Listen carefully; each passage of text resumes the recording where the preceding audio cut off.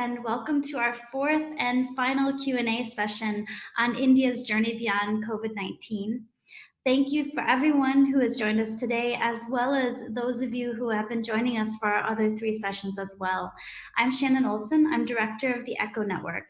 The ECHO Network is a social innovation partnership steered by the principal scientific advisor to the government of India. And ECHO is intending to unite citizens, government, industry, NGOs, and academia together to tackle real-world problems through interdisciplinary communication and through scientific research. Throughout these sessions that we've been having over the past 5 weeks, we've been having conversations with a diverse range of experts, as well as you, our broader community, on how science and society can connect to play a role in India's future. And so we hope that at the conclusion of this series, that you'll take these ideas with you, go back to your communities, and continue these discussions, and come up with more ideas on how we can take the conversation forward. So we hope that you will reach out to us to take this conversation at www.echonetwork.in and see how we can work together. During today's session, there'll also be time to ask some questions at the end of the session, and you can do this through the Q&A function that you'll see at the bottom of your screen on Zoom. So please do raise your questions there. On all the sessions we've had, we've been unable to get to all the questions that people have asked. So what we generally do is, if you have a question that is very similar to another question that's already been asked, or if it's a question that you really want an answer to, please do like it, give it a thumbs up, and those upvoted questions will be the ones we'll try to tackle first at the last 20 minutes or so of this session. Today's session deals with an extremely relevant topic for the current global pandemic that we unfortunately find ourselves still very much in the thrall of. And our experts reflect very different aspects of this crisis from the standpoint of health, environment, and social issues that have all really come together and shown to be so very interconnected with each other. So it should be a really interesting discussion today, and I'm really, really grateful that these three very different and very wonderful people have consented to join our session today. So let me start by introducing them. Dr. Nimish Shah is the Managing Director of the India chapter of the Toilet Board Coalition, and he was formerly Director of Advocacy and Partnerships at Hindustan Unilever. He is a sustainable business leader with over 25 years of experience in innovation and accomplishments across areas as diverse as sustainability, health and hygiene, human safety, and product stewardship. He has extensive experience in end-to-end innovation and R&D, and including partnerships and also regulatory and policy aspects therein. And he has also been ECHO Network's guardian angel since we first started the network. So it's a great honor to have him with us. Thank you very much, Nimish, for joining us today. Pleasure, always, Shannon. Thank you. The next speaker I'm going to introduce is Prashanth N S. He is a medical doctor and a public health researcher, and he heads the Health Equity Cluster at the Institute for Public Health in Bangalore. And he has broad interest in studying social determinants of health and inequities across various axes. He also has a lot of experience working in primary healthcare in southern India, and he's currently actually stationed at a field research station in BR Hills in southern India. So we're really happy that he's managed to be able to connect to us today. And currently, through a fellowship with the DBT Wellcome Trust, he's set up collaborations to examine health inequities in indigenous communities in multiple forested locations in India. And until recently, he's also chaired the global governance of the Emerging Voices for Global Health Network. So Prashanth, it's an honor to have you. Thank you so much. Thank you, Shannon. Pleasure is mine. Absolutely. Last but certainly not least, I want to introduce Dr. Nitin Pandit. He is the director of the Ashoka Trust for Research in Ecology and the Environment, more commonly known as ATRI, and that's also in Bangalore. Previously, he was the director of priority initiatives at the World Resources Institute, and there he focused on restoration and energy efficiency. Before that, he was president of the International Institute for Energy Conservation, and they worked in more than a dozen countries implementing novel sustainable energy approaches. and Nitin has a bachelor's and master's degrees in engineering, and he has a doctorate in public policy. So thank you very much, Nitin, also for joining us today. Hi, good to be here, Shannon. Absolutely. Thank you all. So I'd like to start, as we have with all the other sessions as well, with a little bit of a personal perspective. So I'd really like to know what brought you all to join this kind of effort. What is really motivating you during this crisis, and maybe why you've come to the table today, especially because you represent such very different aspects of this topic that we're dealing today. So let me start with you, Nimish. What do you feel as what is the reason that you're here?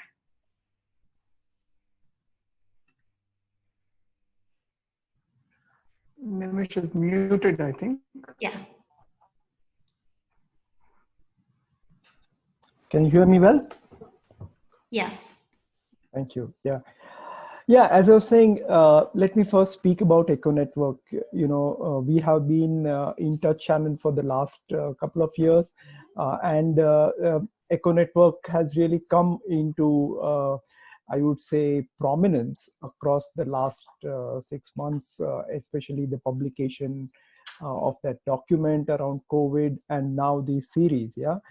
So it's been a good journey to be associated with, and I really enjoy our interactions. I believe that Echo Network is this unique platform to bring together a fresh thinking and perspective on the challenges for our country, because firstly, it is driven by science, so facts and data matter most rather than vested interest or bias, for that matter. Also, I quite like that it's not a high decibel thing, but at the same time solid and nuanced. It informs policy and sets direction, and that's how I like to be associated with anything around our country policy. And of course, the principal scientific advisor to Government of India is a champion of this effort, and that only ensures that the voice that this forum makes will be heard, and therefore it is influential.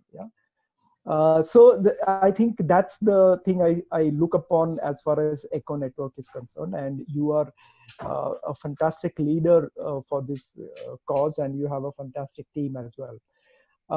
Coming to this particular topic of responsive and preventive health, so allow me to choose preventive health because that is where my heart lies, my passion lies, and expertise lies. So I would perhaps be a bit more on that side of the debate.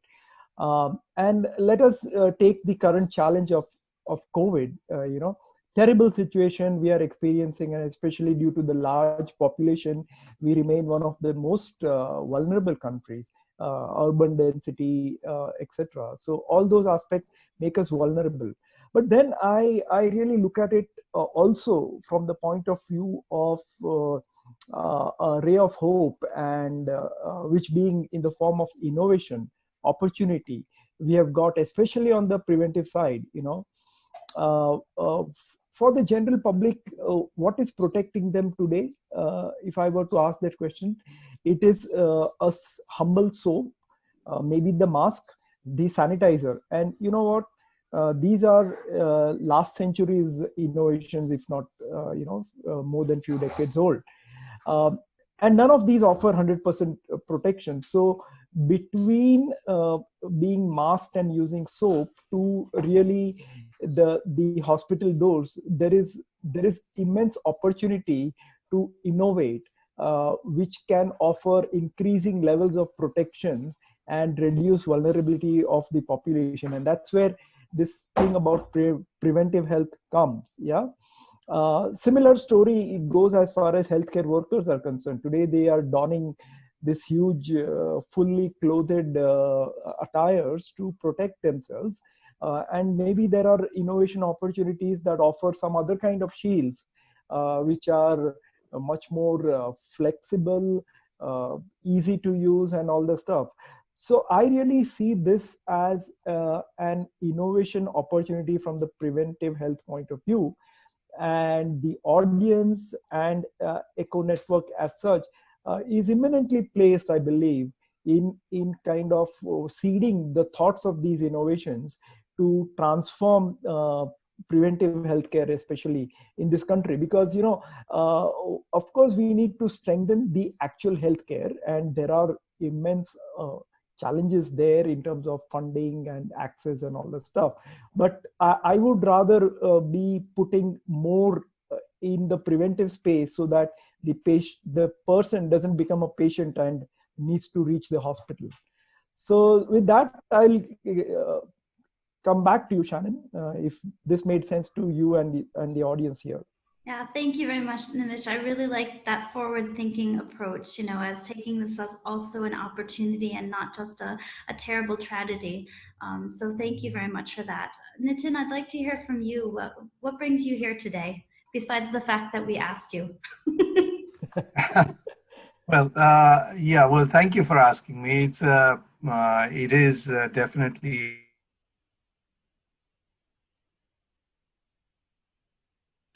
more relevant issues of the day.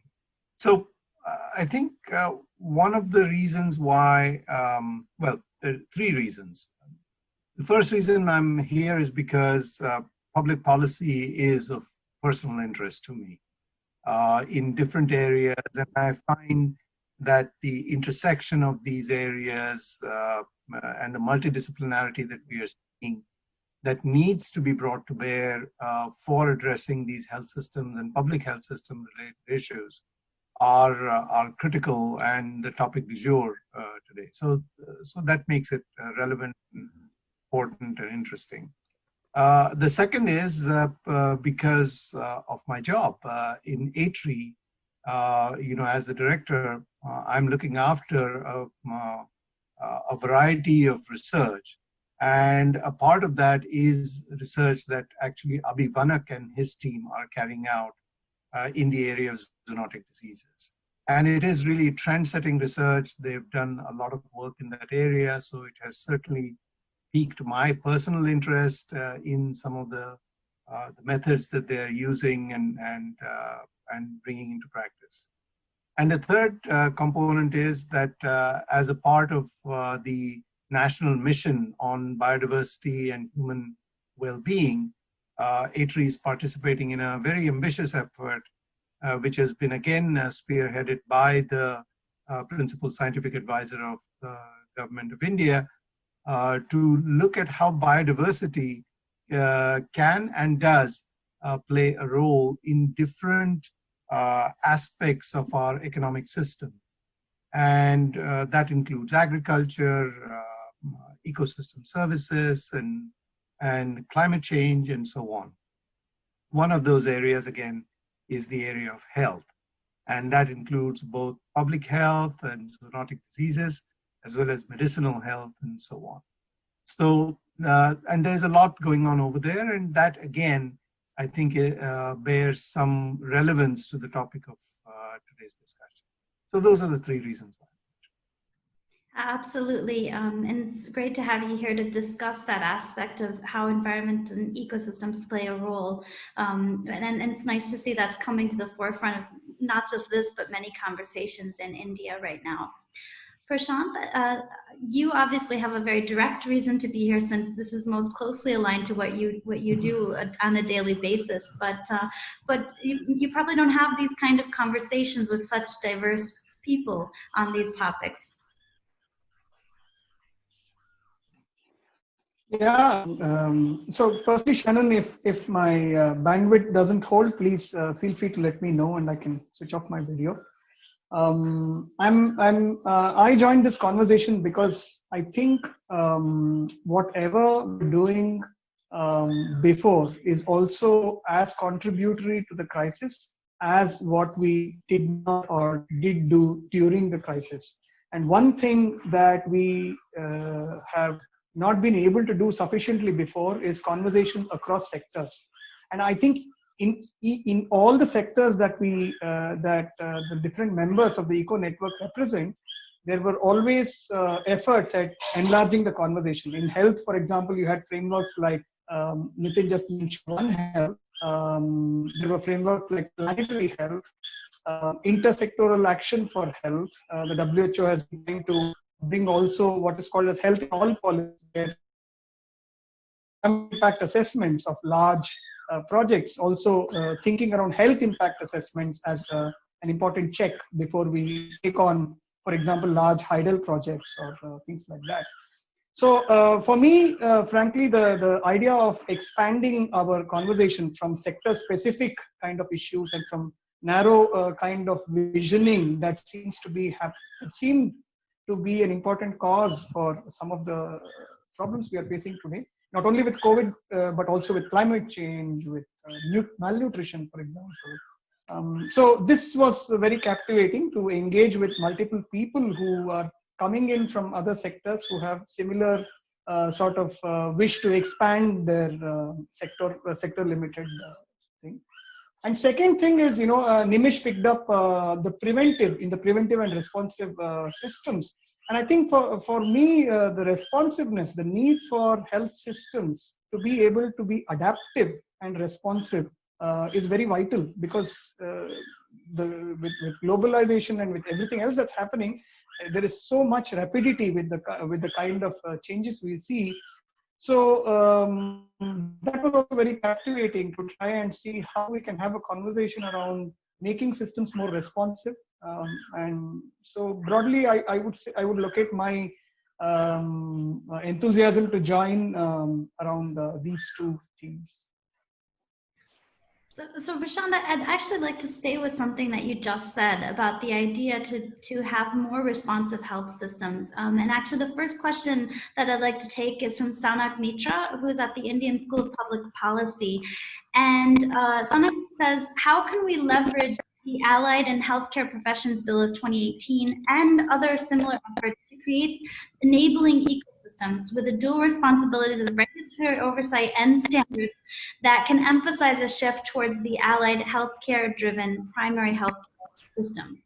So, so could you comment on that, which happens to do with regulation as well? Yeah. So I think the bill that he's referring to is currently it's still at a bill stage, but I think it's one of the several long pending legislations at trying to streamline a very fragmented health system that we have. So if you just take that example, the Allied Healthcare Professionals Bill, the idea is how do we adapt and respond to the fact that healthcare delivery has also changed enormously since the time we had Medical Council of India and Nursing Council of India and a Dental Council of India. So you had this idea that, okay, there are doctors, there are dentists, and there are nurses, and these are together health workers. Whereas over time, we have seen that the type of skilling required even within the health workforce has increased enormously. You have radiology technicians, you have various kinds of technical cadres are supporting doctors and nurses. So this thinking of moving away from a doctor kind of a health system has been one of the drivers for this bill. And I think this kind of thing is extremely important, because one of the problems with having a system that is centered only around specialists and doctors is that we will always end up with an inequitable and unfair distribution. Doctors and specialists are, sort of concentrated in cities. I mean, in the current crisis, just one example is mental health. There is a lot of talk on the mental health, but not enough. The kind of mental health effects that disease control measures have brought is still not enough responded to. And if we depend on psychiatrists, for example, to provide all the mental health care that's needed in the kind of rural and remote regions and even in urban areas, we are not going to be able to end up with what is called preventive and responsive health system. So I'm very much endorse this kind of approaches which try to adapt our legislations, our policies, programs to various changes that are happening.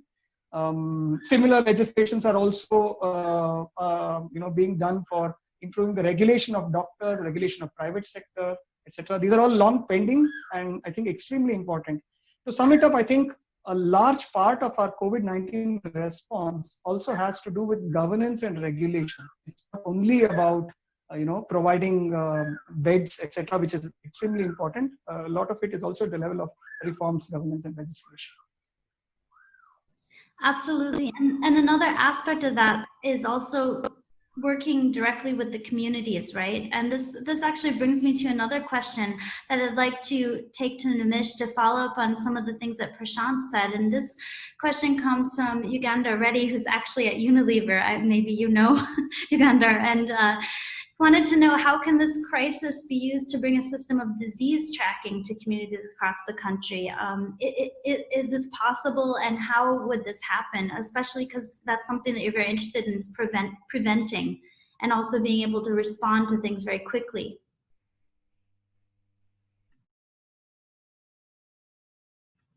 You're muted.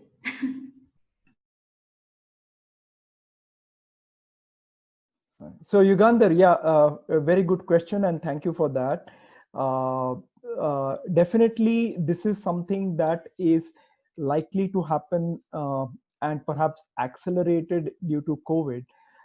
And I would like to perhaps think of this at three different levels. Yeah, what I'm seeing is that there is this individual and household related response. Yeah, that is level one. Yeah, so for example, if I am feeling inconfident about my health, I'm feeling down, I inform as a part of my there is something that needs to be done about it, because now things are out there in open and people take care of themselves and their community members. So I think that is number one. So that would be one of the drivers. The other thing is the community, I would say, response, because if you are in a community, say it's a village or a small kind of a community of homes, yeah, then they also alert people saying that in that particular home we have some specific types of cases, so be careful. Yeah. And the third thing is at the city scale, which I think is about resilience, that the city doesn't want to get into a situation of a localized epidemic or whatever you call that thing, and wants to kind of keep the city up and running in a healthy manner. Yeah. Just last week, we had a World Economic Forum initiative in partnership, Toilet Board and World Economic Forum partnered on Mumbai Healthy Cities. So some of these things got discussed there as well. What is beginning to happen is that the epidemiological tools are becoming more and more kind of decentralized, available to people.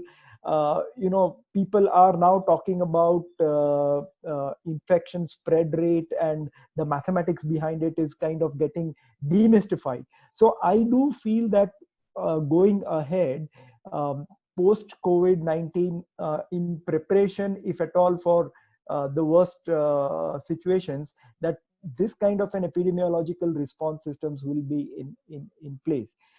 The specific developments I have come across is this whole field of wastewater epidemiology appears to be very rapidly developing. So the right in the 18th and 19th century, when we found that cholera bacteria were found in the water supply system, today we are using the wastewater system to kind of comprehensively give alerts about certain health challenges. Yeah, so that field is also coming up very rapidly through applications like robotics, IoT, and maybe even biological sensors.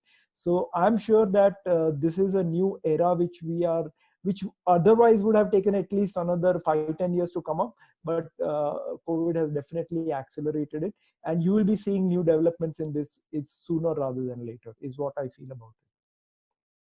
Thank you, Nimish. So Nitin, I want to turn to you, because Nimish has just done a nice job in accentuating the role of communities and also technologies in upcoming and disease tracking. There's also a big role of our ecosystems as well. And I see that Abby is actually one of our attendees today. And this relates very much to a question that was asked by Surya Das at the Watershed Conservation Trust about how do we streamline biodiversity conservation into our healthcare system. And you used the term One Health, which I actually think is still very mysterious to many people. So maybe you could also explain a little bit about what One Health is, and also maybe about how biodiversity conservation and perhaps the mission that we're both part of can play a role going forward with healthcare and health systems. You're muted.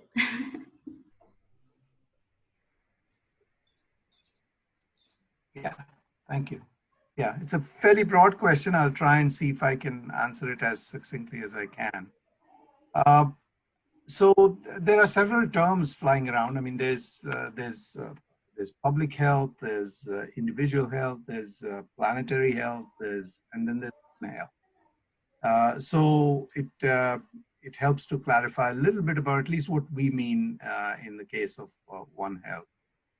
I think for the purposes of this discussion, One Health is an area, it's an emerging area of research and application where people all over the world are looking at how ecosystems and our environment plays a role in affecting our individual health, but through the public health system. And then I'll come to this point again, even perhaps in some of the other questions as they come up, because this is coming up in readings that are now emerging all over the place, is that most of medicine has focused on the individual health component of things. Even the areas of COVID that we're looking at are focusing on the solution, which is, the magic solution, which is to look at drug discovery and so on. And a lot of techniques and technologies and resources are being deployed towards that. Nothing wrong in that. But in this area, we're looking at actually the interaction of ecosystems with public health. And there is a relationship between the individual and the community that therefore needs to be looked at when you start looking at public health relationships with regard to ecosystems. And I think that's an area that needs to be looked at, and One Health tries to integrate that into considerations of public health.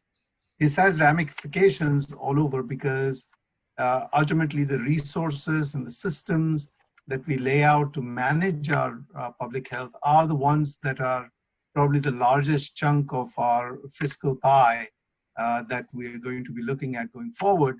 And so it is in fact have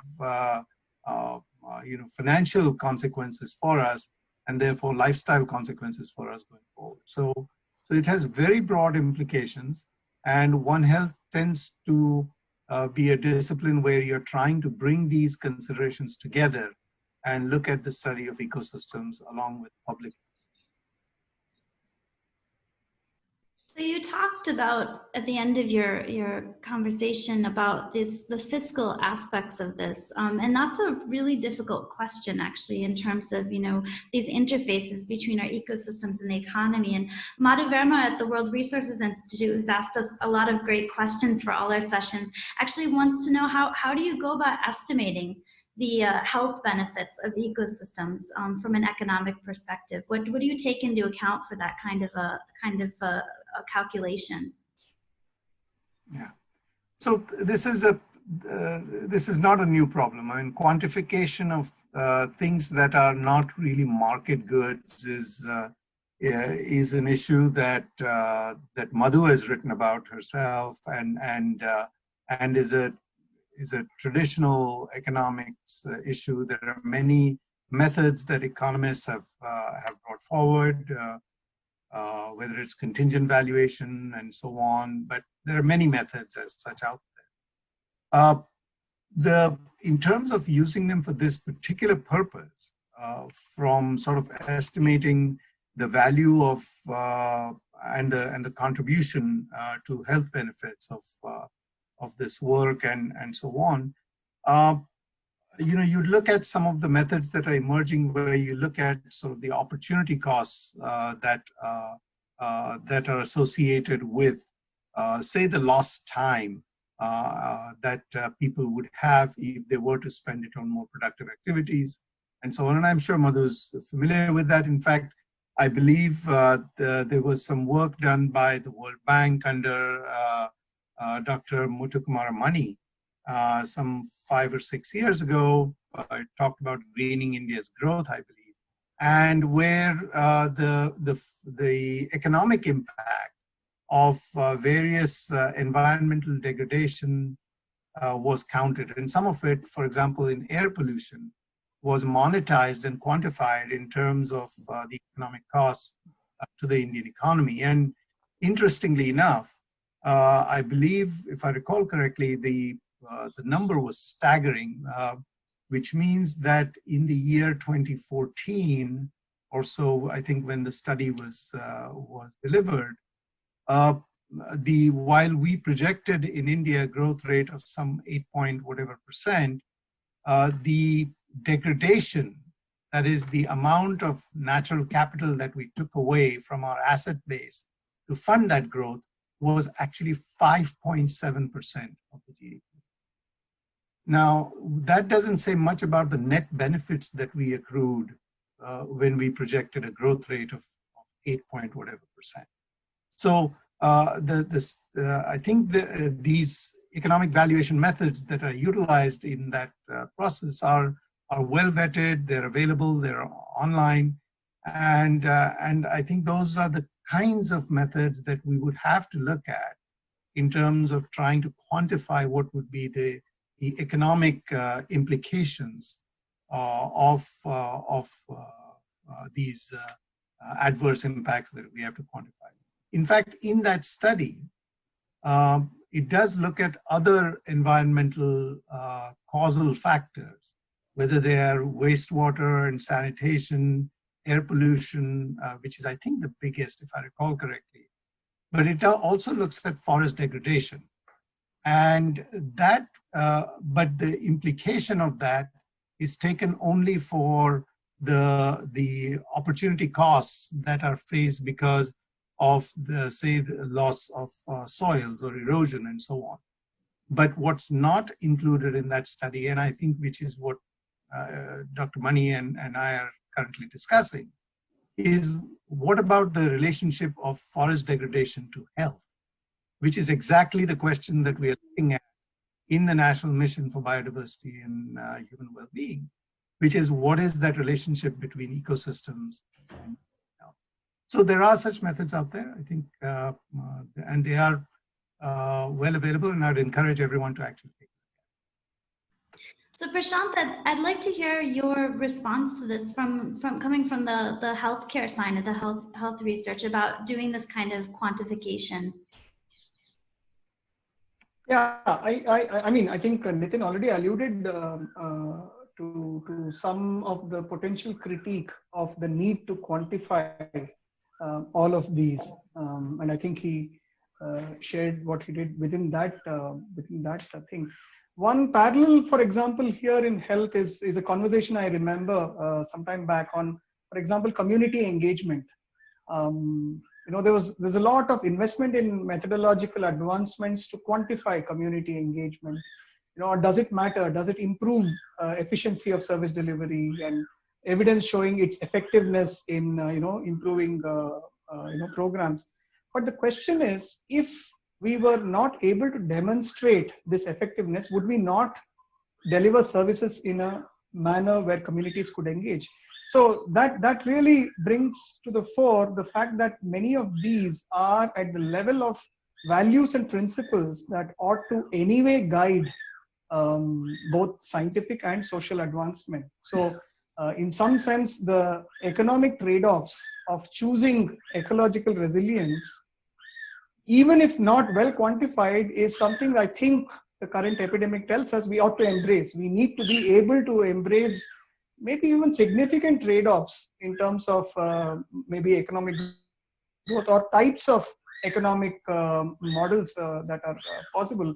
And the same applies, I think, to public health too. I mean, investments in public health, would we not do them if they would not translate into economic gains? And that tells us that question actually tells us something about why should we be investing in public health? Is it because it will advance our economy, or is it because of health and healthcare being a human right and being something that we ought to strive for as a national priority, outside of our abilities to be able to demonstrate its effectiveness and contributions to economic growth? That's something I just wanted to put out there. So I'd like to stay with you on a different topic, and it may seem a little bit of a departure, but it's actually a very big issue for all of us in India, and it was also raised by one of our persons who gave us questions, and it's actually about medication, which is a concern with a lot of people, that there's an issue with these OTC medications, and even herbal medicines, and sometimes even prescription medicines as well. So from your perspective, how do we tackle this issue? And it does relate a little bit, because it's a massive has massive economic implications as well. And this was a question I was asked by Nazreen Khan at E-Newsroom. Yeah, I mean, I think this is a very huge. I won't be able to answer it comprehensively enough. I mean, on one hand, you have the issue of medications even within modern medicine, the generic medicine issue, and India being, for example, being characterized as the world's pharmacy. A lot of medicines in Africa and various other lower middle income countries are in fact manufactured here at costs that are completely different from the kind of costs that manufacturing in Europe or America would entail.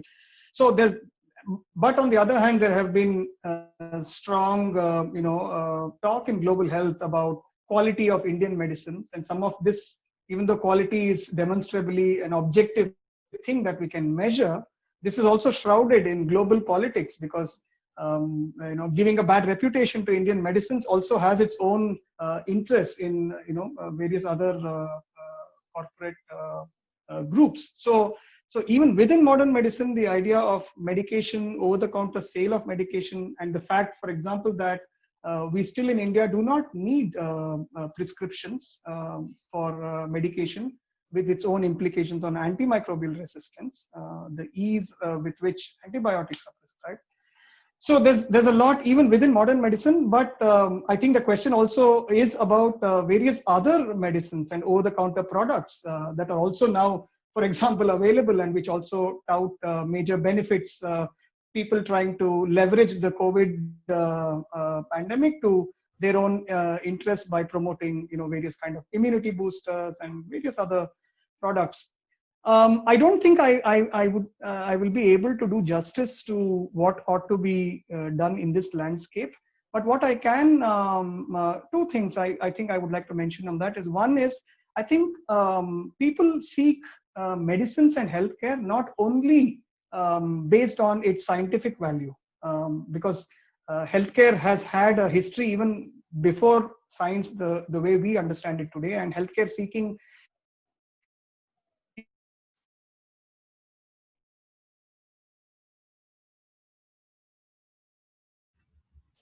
I think we lost you for a second, Prashant.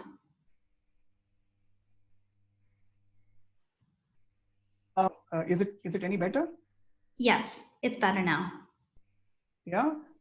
So that's one aspect to this. The fact that something is people are not, for example, looking for the kind of evidence that many of us are looking for in whether HCQ works or whether favipiravir works.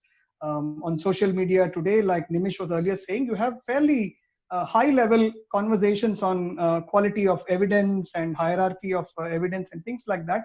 But these are not shaping lay perceptions on what medicine work and what don't. And that's something I think we ought to bear in mind. It's more than just scientific evidence that feeds into how people behave with respect to healthcare seeking.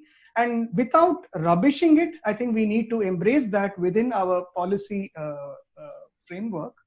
Second is, I think, goes back to the earlier response to the Allied Healthcare Professionals Bill, the first question that you asked. The need for better frameworks, regulatory frameworks, for us to have common standards of evidence for Ayurveda, for herbal formulations, for Siddha, Unani, and other formulations, and modern medicine formulations. What we currently have, and it's a big problem, is very different standards, the regulatory standards that are applied to these products. So there is quite some confusion despite the presence of various acts that prevent people from making false claims on medical cures and things like that. You still have a huge number of products that go under the radar. So that again goes back to the earlier response I had, that our regulatory architecture and our governance framework for health really needs a revisit and a rehaul. Yeah, that's very true. And actually, one of the things that you brought up that is very important is the aspect of human behavior in all of this discussion. And I know, Nimish, that's something that has been a very key issue for you for the Toilet Board Coalition, particularly in terms of sanitation and waste management, and actually working with communities on changing their systems and helping them change their methods. And we've seen this, right, with this COVID-19, how everyone's talking about, you know, the need to wash their hands and the importance of sanitation, but yet in so many places in India, that's a very, very difficult thing, and access is very limited in many cases. So I wanted to ask you a question about sanitation, and this was brought up by Rebecca Nelson, who's a professor at Cornell University. And she actually wanted to know if you see a role for container-based sanitation in monitoring SARS-CoV-2, COVID-19, or other sorts of diseases, and actually in recovering resources for agriculture. This is an interesting idea, and there are also a number of other technologies that might be relevant as well. Could you actually comment on this, the role of sanitation and waste management and new technologies therein in dealing with both the current issue with COVID-19, but also in disease prevention and detection? Sure, and you know, just before I address Rebecca's specific question, I'm just would like to respond to this whole hygiene awareness and behavior change, and across this particular issue or the challenging situation, we have seen that our Indian health systems can really be responsive and get to change people. So, for example, if you see the response to wearing masks, I think far greater adherence and compliance you would see here as compared to, you know, many other developing countries where there is some kind of an inherent resistance. So I think that's a good part. But also the challenges remain that, you know, what about hand washing? I would like to ask a question that, you know, if we have been recommended that you wash hands for 20 seconds and cover each and every part of your palm and the back of the palm and everything, try doing that 5 times a day or 10 times a day without a hand wash basin. Yeah. And what comes to my mind is a simple intervention like having a hand wash station with some kind of a running water or an equivalent thereof can really make a huge difference in this current situation. And many of our Indian homes in low income settings would not have that simple thing. Yeah.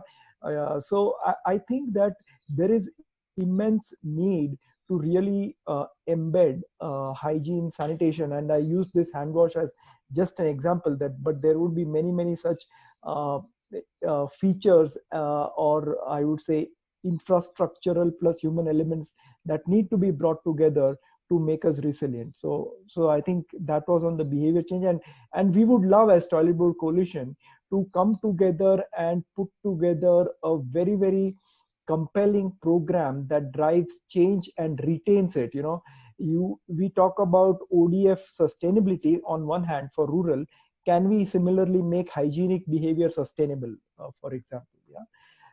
So that is on the hygiene and behavior change aspect. Coming to the container-based sanitation, I am so pleased to see that it has scaled up significantly in Africa, and in fact has brought some very interesting business models. Some of them are our own partners, or some of the companies are being accelerated by Toilet Board Coalition. So we know that area very well. We understand that very well. So definitely container-based sanitation has a huge role to play in rapidly progressing towards open defecation freedom in some parts of the world. In India, it has not caught fancy, but perhaps it is relevant in some places, and definitely it should be considered. On the part of what it can do, yes, I touched upon it earlier to Uganda's question that wastewater epidemiology is beginning to take shape with biosensors and other related digital technologies coming in that space, and therefore it will become a reality. So yes, to your question, that definitely it is something that will be sooner rather than later, that we'll see that container-based systems have a role in the epidemiological area. Coming to your question about human waste being used as resources, again, a very, very critical need. In this world where all the resources are getting depleted, perhaps with population, human waste, or we call it toilet resources, in our toilet board parlance, is the only thing that is ever increasing. And I do think that there is this whole issue of phosphate that will prove to be a tipping point, because phosphate trapped in human waste is extremely important agri-nutrient, because unlike nitrogen, it doesn't get recycled through the atmosphere.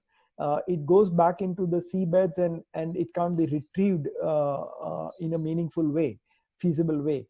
So as soon as phosphates will start becoming, and that realization will come that we are getting depleted of phosphate, human waste will become a resource to go after, and corporations might get set up behind that, is what I feel.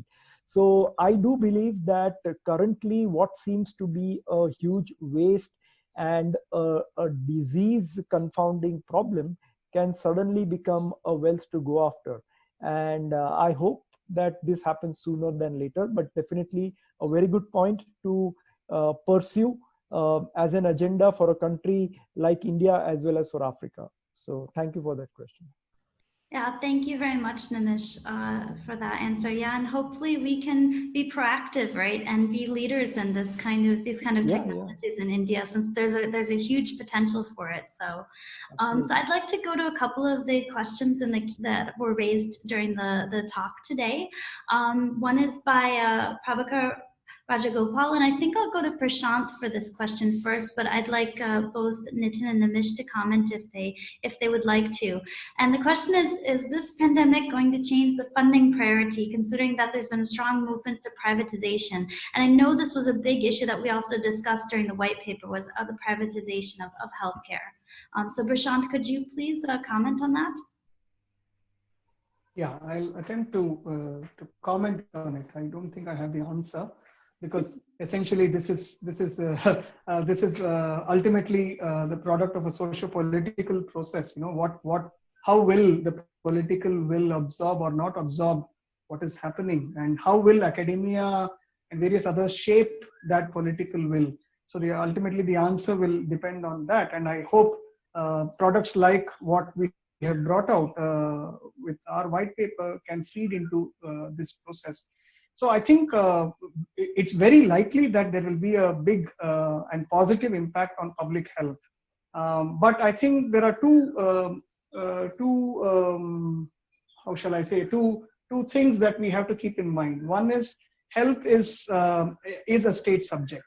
Yeah, so healthcare is organized by states and managed by states. Health workers, including doctors in primary health centers and district hospitals and health services, are hired by state governments. So we need to look at whether the outlay or increase in health spending will happen across multiple levels. In Karnataka, for example, we have a Panchayati Raj system which allows district and local panchayats a reasonable amount of control over local health services, and it's not the case in all states. And there are ways,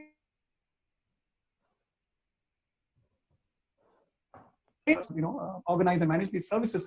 So I don't know whether an increase in health expenditure merely by the government of India will be sufficient or adequate enough to create a transformational change in the kind of public health that we have. That's one aspect to this. It slipped my mind now. But the second aspect to this is the fact that we really need, I don't think we really have a clear solution on how we approach private sector regulation. This is a very contested space, and it's also understandably fairly political. It's not entirely based on availability of evidence. You have strident voices on one hand, which rightly say that the public care system has failed in terms of quality. So why, in the name of furthering public health, do you prevent a vibrant private sector from responding to the need of the hour? But on the other hand, you have very important arguments that healthcare cannot and should not be marketized because of the very nature of the interaction in healthcare, which is very asymmetric, and it creates various problems in terms of market principles to organize a health system. So I think we've not been able to have an honest conversation with various stakeholders involved at lower levels on this, at the state and sub-state levels, and I hope that will happen. And many of people, including members of the network and various others, we need to be able to start participating in these conversations and steering them and pushing for them at the state level. That is regulation and governance. So maybe with these two responses, ultimately, like I think Prabhakar realizes, this is a fairly complex question to be able to answer. Yes. Yeah. Can I come in here? So yeah, I think Prashant has clearly described, some of the arguments which exist. I don't think the question is whether private engagement or not. I mean, it's going to be there in some shape or form, and in different shapes and forms across in different countries. So that's a given. The question is about how it gets regulated, how public goods and common property goods are distributed across, and so on. And those are related to how does therefore health service get equitably aligned with the population and so on, to the benefit of everybody. And I think there could be varying answers to that, and several answers. I think the other part of that, though, is that there are certain infrastructural elements of health that need to be made available. And one of those is information about the relevance of ecosystems to public health.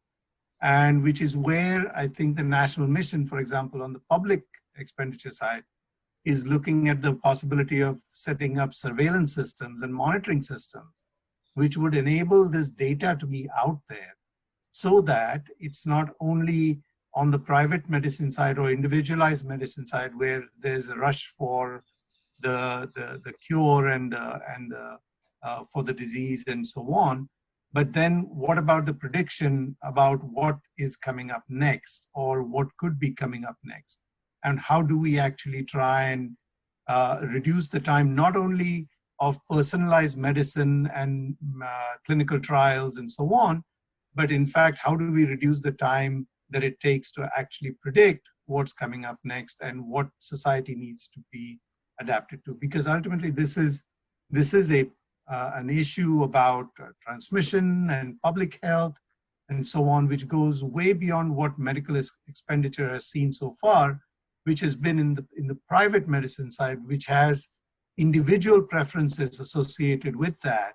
And therefore, there's a different economics of it and different reasons why the private sector would get engaged. On the community health side, there is a different reason as to why public sector needs to be engaged. So I don't think we've actually had an opportunity to think through that balance for this particular issue. But sure, there will be engagement, and there should be engagement, in my view. The question is, how do we institutionalize it, and how do we structure it? So thank you very much, both Prashant and Nitin, for that answer. I think I'd like to end with just a single question, because we've only got a couple of minutes left. And it's just a really nice question, and it's by Venkatesh. He's from Siddhartha Medical College. And the question is, what's the first step in rebuilding our shaken health system? What would be one thing? So I guess I'll ask you all for a short answer just to close out. What is the one thing you would like to see us concentrate on going forward, in the reflection of this massive crisis that we're part of? Nimish, can I start with you? Where should we start? Sure. So I would have a slight disagreement whether we have to really rebuild the healthcare system. I would argue that India has really responded very well in a very systematic, agile, and evolving manner to the crisis. Yeah. So I think that we should not think that our health systems are weak. Definitely, they can be strengthened better.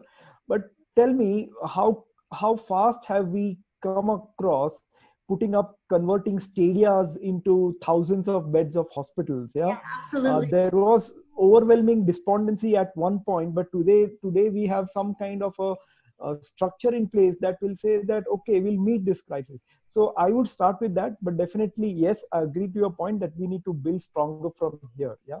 So that's the only point I wanted to make. Good, very good. Prashant, how about you? I think the answer is in a very decentralized, strong primary healthcare system. We need to be able to have a system that puts massive amount of resources, not in large enterprises, but of course that's also probably needed. But the need of the hour is to have a wide-scale deployment of resources and people and capacities in a primary healthcare system. Yes, and Nitin, where would you start? Yeah, I think I sort of alluded to this before. I would say that as far as allocations are concerned, they need to be made in trying to monitor the relationship between ecosystems and human health. I think that's where investment needs to be made, so that we know what's happening first, and then we can figure out how to respond. Absolutely. So we have almost run out of time. I just want to say thank you to all of you for taking these questions. They're very diverse questions, many of which actually caused you to go outside of your necessarily domains of expertise, but that's why you're part of this, because you're all very broad-minded individuals. And I want to particularly thank you for always looking at the positive side.